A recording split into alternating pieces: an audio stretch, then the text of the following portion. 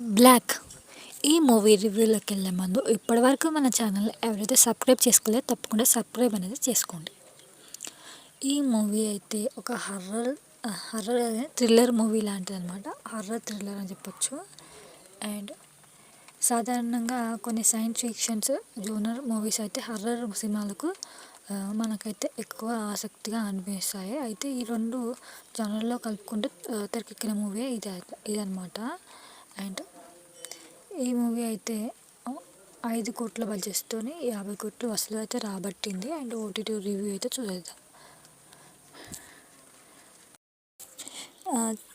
ఈ స్టోరీ అయితే చెన్నైలో 1964లో మొదలై ఆ తర్వాత ప్రస్తుతం కాలానికి వస్తుందన్నమాట. 1964లో లలిత గణేష్ ఇద్దరు ప్రేమించుకుంటారు. లలితపై మనసు పారేసుకున్న మనోహర్ అంటే లవ్ చేసే మనోహర్ కోపంతో రగిలిపోతూ ఉంటాడు. ఆ పథకం ప్రకారం ఆ ఇద్దరిని బీచ్ హౌస్కి తీసుకొని వెళ్తారు. అక్కడ వాళ్ళిద్దరిని చంపేయాలని మనోహర్ అనుకుంటాడనమాట. అండ్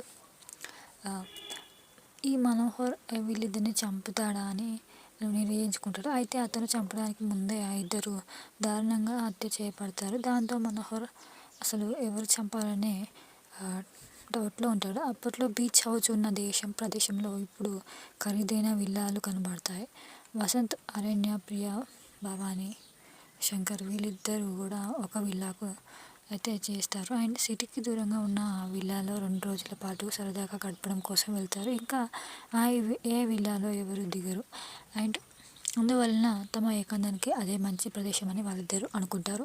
అక్కడికి వెళ్ళిన వాళ్ళకి తమకి ఎవరో రహస్యంగా గమనిస్తున్నట్టుగా అనిపిస్తారు. అండ్ ఆ విల్లాలో వారికి చిత్రమైన అనుభవాలు ఎదురవుతాయి అన్నమాట. తమ విల్లాకి ఎదురైన లైన్లో మరో విల్లాలో లైట్లు తిరుగుతూ చూసి వసంత్, అరణ్య ఆశ్చర్యపోతారు. వాచ్మెన్కి కాల్ చేస్తే అది విల్లాలోకి ఎవరు దిగలేదని చెప్తారు. దాంతో ఆ ఇంట్లో ఎవరున్నారో చూడడం కోసం వసంత్, అరణ్య వెళ్తారు.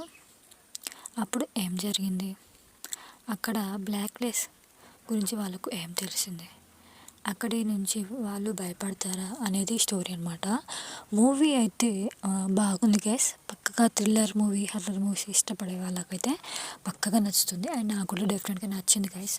అండ్ మీరు కూడా తప్పకుండా చూడండి. అండ్ ఈ మూవీ అయితే సరదాగా గడపడం కోసం తన కొత్త విల్లాకు వెళ్తారన్నమాట. ఒక భార్య భర్తలు వాళ్ళు ఎలాంటి భయంకరమైన అనుభవాలు ఎదురవుతాయి అనేది స్టోరీ అన్నమాట. ఈ మూవీ అట్లా సాగుతుంది. అండ్ ఆ జంట మధ్య సమస్యలు కొన్ని వస్తూ ఉంటాయి. అండ్ వాళ్ళు అక్కడి నుంచి బయటపడడానికి చేసిన కొన్ని ప్రయత్నాలు సెకండ్ హాఫ్లో అయితే బాగుంటాయి. అండ్ ఈ మూవీ మొత్తం మీద ఒక జగన్ పాత్రను కప్పినప్పటికీ ఈ స్టోరీలో 90% కేవలం 2 ప్రధానమైన పాత్రలే చుట్టూ తిరుగుతుంటాయి. అండ్ సాధారణంగా హర్రర్ థ్రిల్లర్కి సంబంధించిన స్టోరీ ఒక విల్లాలో జరుగుతూ ఉంటుంది. ఈ స్టోరీ కూడా ఆ విల్లా చుట్టూ తిరుగుతుంది. అండ్ అయితే ఈ స్టోరీ దీని తీరు వేరు. ఇక్కడ స్టోరీ సైన్స్ ఫిక్షన్తో ముడిపడి నాకు అనిపిస్తుంది. అండ్ స్టోరీని కొత్తగా అనిపిస్తుంది. అండ్ మూవీ అయితే మనం అన్ని మూవీస్లో చూసినట్టుగా అయితే ఉంటుంది గైస్, పక్కాగా చూడవచ్చు. అండ్ ఈ మూవీ స్టోరీలో సైంటిఫిక్ అంశాన్ని అర్థమయ్యేలా చెప్పడం ఒక ఆసక్తికరంగా మనకైతే అనిపిస్తుంది డెఫినెట్గా. అండ్ స్క్రీన్ ప్లే అయితే బాగుంది. అండ్ సక్సెస్ అనే స్క్రీన్ ప్లేతో సక్సెస్ అయినా చెప్పవచ్చు. 90% స్టోరీ ఒకే లొకేషన్లో 2 పాత్రల మధ్య నడుస్తుంది. కొన్ని సీన్స్ అయితే రిపీట్ అవుతూ ఉంటాయి. అయినప్పటికీ బోర్ కొట్టదు పక్కాగా, ఎందుకంటే ఇంట్రెస్టింగ్గా ఉంటుంది మూవీ కాబట్టి. స్క్రీన్ ప్లే ఈ మూవీకి అయితే ప్లస్ పాయింట్స్ అని చెప్పవచ్చు. క్లిష్టమైన పాయింట్స్ను అర్థమయ్యేలా చెప్పడంలో డైరెక్టర్ పనితీరు బాగుంది. అండ్ ఆ పాత్రను పోషించిన జీవ, ప్రియ, భవానీ, శంకర్ బాగా నటించారు.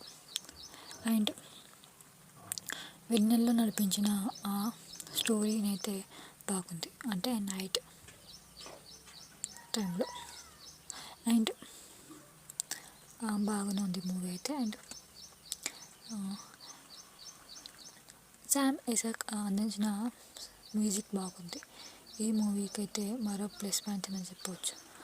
అండ్ స్టోరీ పాటు మనమైతే స్టోరీ అయితే పిచ్చి పిచ్చిగా నచ్చేస్తుంది.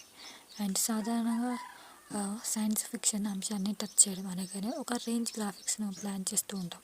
కానీ అసలు గ్రాఫిక్స్తో పని లేకుండా మొదటి నుంచి చివరి వరకు ఆడియన్స్ మనల్ని అయితే మెప్పించారని చెప్పవచ్చు. కేవలం 50 కోట్స్ చేశారు ఈ మూవీ అయితే, కలెక్షన్స్ అయితే. కాకపోతే క్లైమాక్స్లో మనకైతే అంతగా